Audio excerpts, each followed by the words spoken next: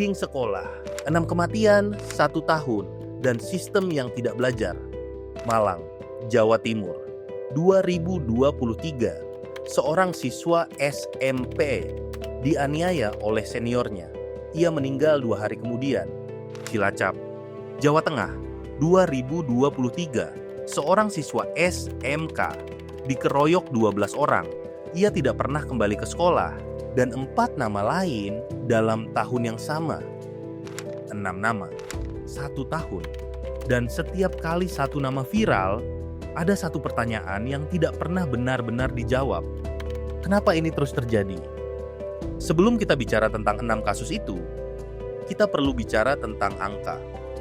Komisi Perlindungan Anak Indonesia mencatat bahwa sepanjang 2023, kekerasan di lingkungan sekolah adalah salah satu dari 3 jenis pelanggaran hak anak yang paling banyak diadukan. Bukan 1-2 kasus, ratusan.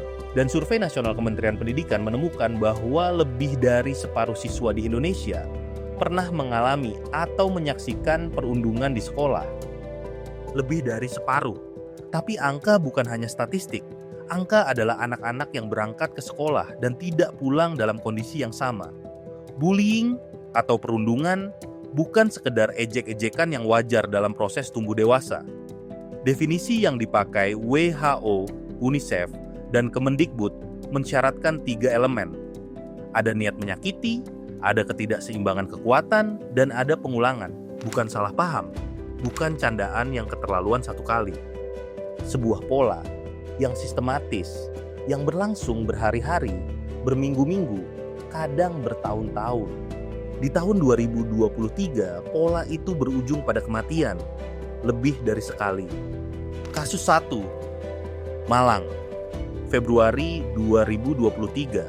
Seorang siswa SMP berusia 13 tahun, kelas 1 masih beberapa bulan di sekolah barunya, mengalami kekerasan fisik dari sejumlah seniornya.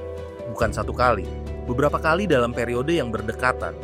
Setelah 1 insiden yang lebih parah dari sebelumnya, ia pulang ke rumah, tidak melapor ke guru, tidak melapor ke orang tua secara lengkap. Anak-anak yang mengalami perundungan sangat jarang melapor. Alasan yang paling umum, takut dianggap lemah, takut situasi memburuk, dan tidak percaya bahwa melaporkan akan mengubah apapun. 2 hari kemudian, kondisinya memburuk. Ia dibawa ke rumah sakit, dan ia tidak terselamatkan. Yang perlu dicatat, kekerasan yang menimpanya bukan hal baru.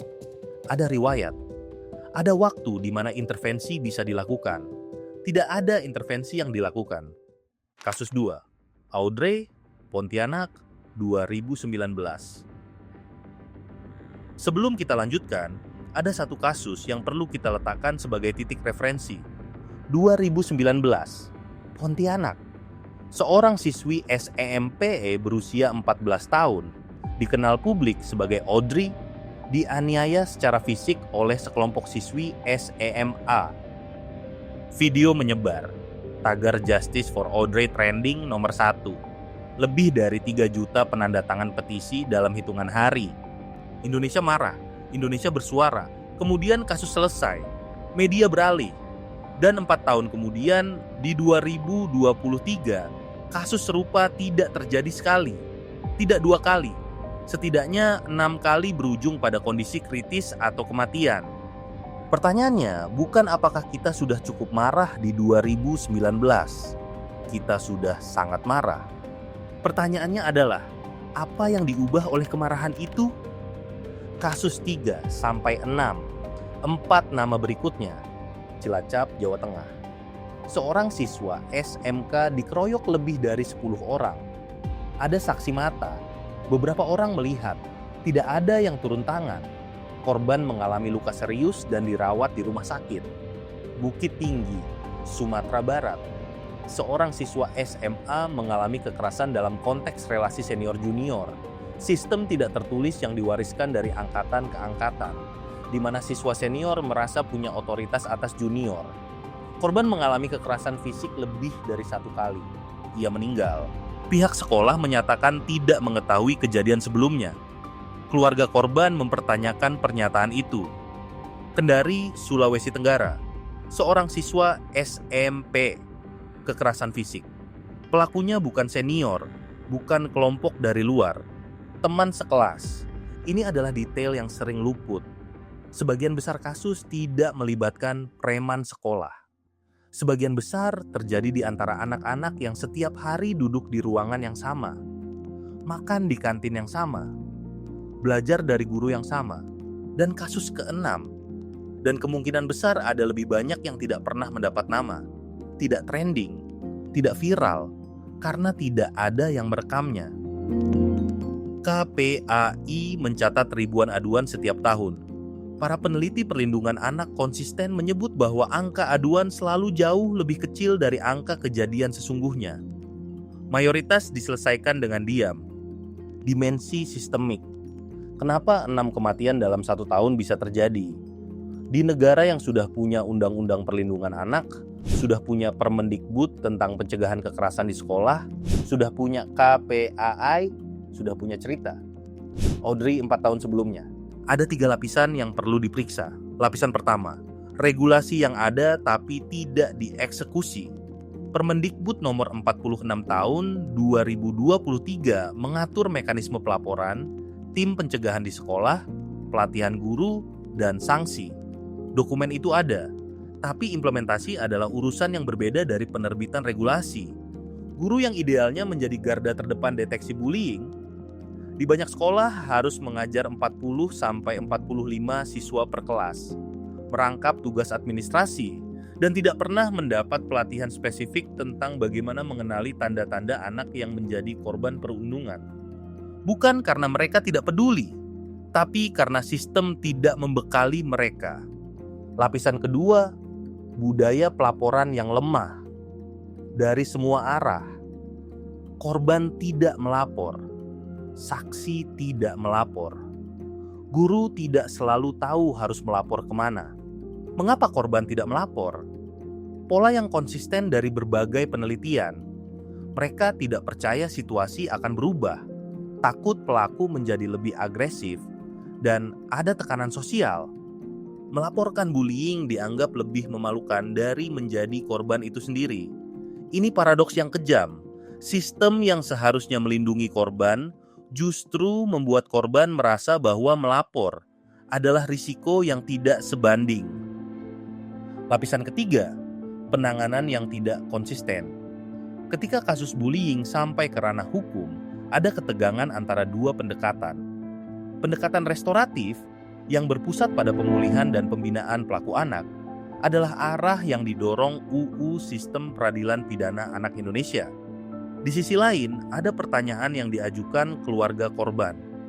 Apakah diversi terasa seperti keadilan ketika anak mereka tidak bisa kembali? Tidak ada jawaban mudah di sini. Yang bisa dicatat, ketidakkonsistenan penanganan menciptakan sinyal yang tidak jelas. Tidak ada efek jera yang konsisten. Dan ada lapisan yang lebih dalam, yang lebih sulit dibicarakan. Bullying tidak tumbuh dalam vakum. Ia tumbuh dalam kultur, dalam lingkungan di mana menunjukkan kekuatan dengan menyakiti orang yang lebih lemah. Kadang, secara tidak sadar, dinormalisasi. Dalam acara televisi yang menampilkan perundungan sebagai bahan lelucon. Dalam komentar media sosial yang meledek penampilan fisik orang lain. Anak-anak belajar dari apa yang mereka lihat. Ada pola yang perlu kita akui. Setiap kali ada kasus yang viral, kita marah. Kita membagikan berita. Kita menuntut keadilan untuk nama yang sedang trending. Kemudian kita lanjut. Dan kasus berikutnya datang. Ini bukan kritik terhadap individu yang marah dan peduli. Kemarahan itu nyata dan valid. Tapi ada pertanyaan yang lebih penting dari sudah cukup marah belum? Yaitu, kemarahan itu diarahkan kemana? Ke nama yang sedang trending? Atau ke sistem yang terus memproduksi nama-nama baru untuk ditrendingkan? Pertanyaan yang seharusnya diajukan kepada setiap kepala sekolah, setiap dinas pendidikan, setiap kepala daerah, setiap anggota DPR yang membidangi pendidikan. Bukan hanya siapa yang bersalah, tapi apa yang sudah dilakukan untuk memastikan ini tidak terjadi lagi. Dan apakah ada yang bisa memverifikasi jawabannya? Kalau video ini membuat kamu tidak nyaman, itu respons yang wajar. Karena cerita ini memang tidak nyaman. 3 hal yang bisa kamu lakukan sekarang. Pertama, 1 kata di kolom komentar. Apa yang paling mengejutkan kamu dari 6 kasus ini? Jawaban kalian membantu kami memahami apa yang perlu didalami lebih lanjut. Kedua, kalau kamu adalah orang tua, guru, atau siswa yang punya pengalaman dengan sistem pelaporan bullying di sekolah, bagikan di komentar, bukan untuk drama, tapi karena cerita seperti itu adalah dokumentasi yang penting. Ketiga, share video ini, bukan karena kita butuh views, tapi karena semakin banyak orang yang paham bahwa ini bukan kasus-kasus yang tidak berkaitan, semakin besar tekanan untuk jawaban yang sesungguhnya, bukan hanya pernyataan pers.